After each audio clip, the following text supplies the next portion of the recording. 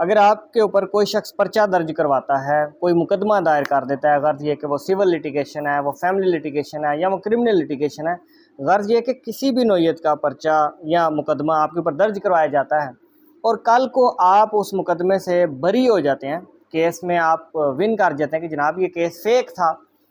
شک کا فائدہ دیا یا جو بھی ہے، تو آپ اس سے بری ہو جاتے ہیں، تو کیا ہمیشہ آپ کے پاس یہ رائٹ موجود ہے کہ آپ مقدمہ کرنے والے شخص کے خلاف ڈیمیجز کا مقدمہ کریں کہ جناب میری ہتک عزت ہوئی ہے، میری عزت خراب ہوئی ہے، مجھے پیسے دیے جائیں، مجھے ہرجانہ دیا جائے، میرا بزنس کا لاس ہوا ہے وغیرہ وغیرہ، اور پیسوں کی شکل میں مجھے کمپنسیٹ کیا جائے، جو میری ریپوٹیشن تھی وہ ہل کے رہ گئی ہے یا میں ذہنی طور پہ کوفت ہوئی ہے وغیرہ وغیرہ۔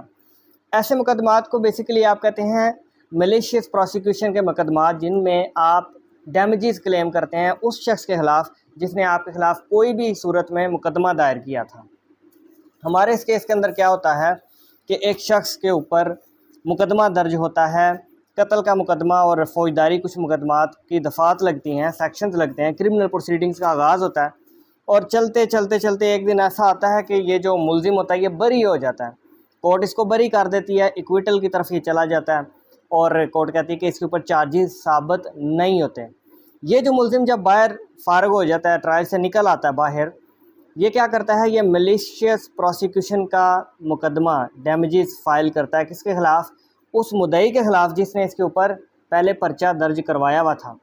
مقدمے میں کیا بات رکھتا ہے کہ جناب میری تو عزت خراب ہو گئی ہے، ذہنی کوفت ہوئی ہے، میرا بزنس کا لاس ہوا ہے وغیرہ وغیرہ، تو اس مدعی نے میرے اوپر جھوٹا بدنیتی پر مبنی ایک فیک کیس میرے اوپر ڈالا تھا، جو کہ اب چونکہ میں بری ہو گیا ہوں، کورٹ نے بری کر دیا، تو اب اس سے مجھے پیسے لے کر دیے جائیں، اس نے میری جو عزت کو خراب کیا ہے اس کا ذمہ دار یہ ہے۔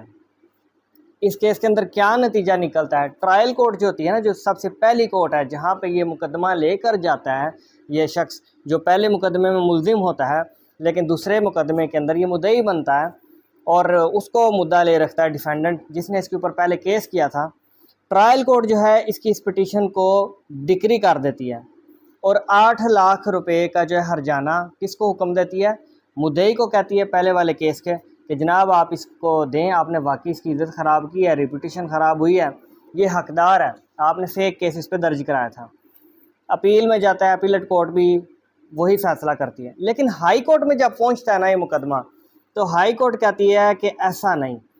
ضروری نہیں ہے کہ ایک شخص نے آپ کے اوپر کوئی پرچہ یا مقدمہ درج کرایا تھا تو وہ اس نے بدنیتی سے ہی کرایا ہو، حالات و واقعات ایسے ہو سکتے ہیں کہ بس وہ مقدمہ ثابت نہ کر پایا ہو لیکن اس کی بدنیتی شامل نہ ہو۔ کبھی ضروری نہیں ہے کہ ہر مقدمے میں جو بری ہونے والا شخص ہے وہ ڈیمیجز ہی کلیم کرے، اس کے ڈیمیجز بنتے ہوں،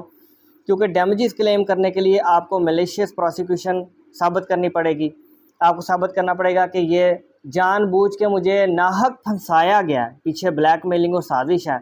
یہ سارے عوامل جب آپ ثابت کریں گے تو پھر آپ ڈیمیجز لیں گے، جو کہ اس مقدمے میں ہائی کورٹ نے کہا ہمیں نظر نہیں آتے۔ مدعی نے ضرور پرچہ درج کروایا تھا ملزم کے اوپر، جو کہ بعد میں ملزم بری بھی ہو گیا، لیکن اس کی بدنیتی ثابت نہیں ہوتی۔ اس کی ماں کا قتل ہوا تھا، جو کہ اس نے بہت سارے ملزمان کو نامزد کیا تھا، باقی انویسٹیگیشن میں کچھ بری ہو گئے، کئیوں کا راضی نامہ ہو گیا وغیرہ وغیرہ، لیکن اس سے بدنیتی آپ نہیں کہہ سکتے کہ جناب مدعی کی بدنیتی تھی، وہ پیسے بٹورنا چاہتا تھا، وہ سازش کے طور پہ ان پہ مقدمہ درج کرا رہا تھا، یا کوئی اور دنیاوی مفاد لینا تھا جس کے تحت اس نے پرچہ درج کروایا اور ملزم بری ہو گیا،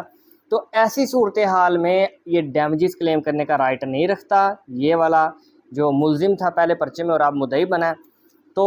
یہ جو مقدمہ ہے میلیشیس پروسیکیوشن کا، یہ خارج ہوا اور ڈیمیجز کو ختم کیا گیا اور کہا گیا کہ ہر مقدمے میں ڈیمیجز کلیم کرنے کا رائٹ ملزم نہیں رکھے گا۔ بہت ہی مخصوص قسم کے مقدمات ہوں گے جن کے اندر ایک ملزم کے پاس یہ حق بنتا ہوگا اور وہ ثابت بھی کرے گا کہ واقعی یہ میلیشیس پروسیکیوشن تھی، یہ جھوٹا فیک اور مجھے سازش کر کے پھنسانے والا مقدمہ تھا، تو مجھے ہرجانہ دیا جائے۔ اس کی ججمنٹ کا ریفرنس میں آپ کو دے دیتا ہوں، 2023 MLD page number 416 Peshawar high court. Thank you very much.